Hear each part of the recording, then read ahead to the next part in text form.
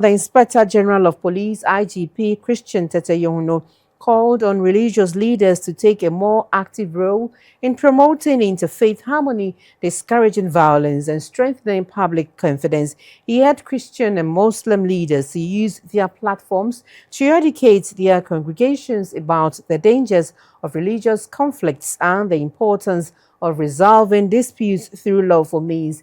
The IGP was speaking at an engagement with religious leaders at the police headquarters. He said religious leaders have a crucial role to play in protecting Ghana's peace, particularly by influencing the behavior and attitudes of young people. The engagement by the IGP and the Police Management Board with religious leaders at the police headquarters in Accra was based on recent religious misunderstandings that have unfolded across traditional and on digital spaces.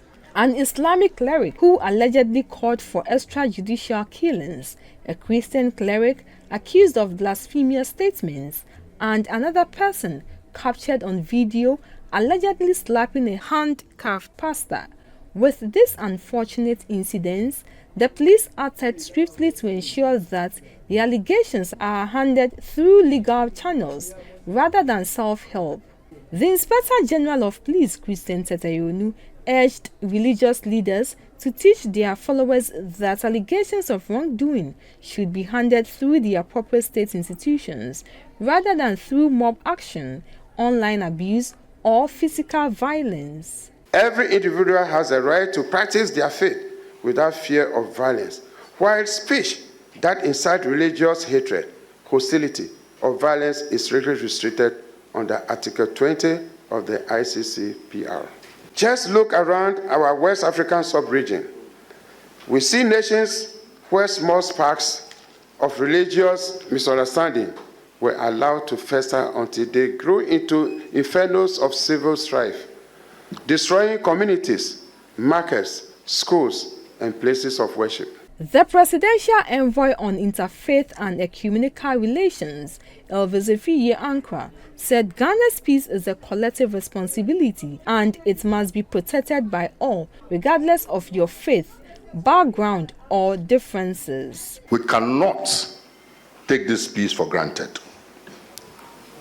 And the events of the past few days should tell us that we have to be more deliberate and intentional to put in place systems and structures that when these things begin to rear their ugly heads, they'll be dealt with strongly, they'll be dealt with firmness, they'll be dealt with lawfully, they'll be dealt with on evidence, they'll be dealt with in a non-discriminatory manner. The National Chief Imam, Sheikh Dr. Osman Nuh Shaributu, commended the Inspector General of Police for the importance he attaches to some recent religious issues and for calling for an interfaith dialogue to promote peace, understanding, and unity.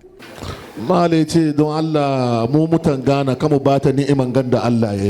plea is that let us not undermine and destroy this gift of God. Because it's a favor and a grace that Allah has not bestowed on other nations. There were messages from the Christian Council, Peace Council, Ahmadiyya Muslim Mission, and Catholic bishops. As Christians and Muslims in this country are not strangers to one another, violence will not face what words have broken, and vigilante retribution will never replace the rule of law in Ghana. There has been a clarion call on religious leaders to demonstrate peace, restraint, and unity, especially at a time when tensions may threaten the peace of our nation. An attack on the peace of Ghana is ultimately an attack on the future of our children. For now, the persons involved in recent religious matters are all on bail as investigations continue. From the police headquarters in Accra, Juliet Metal Edmonds reporting.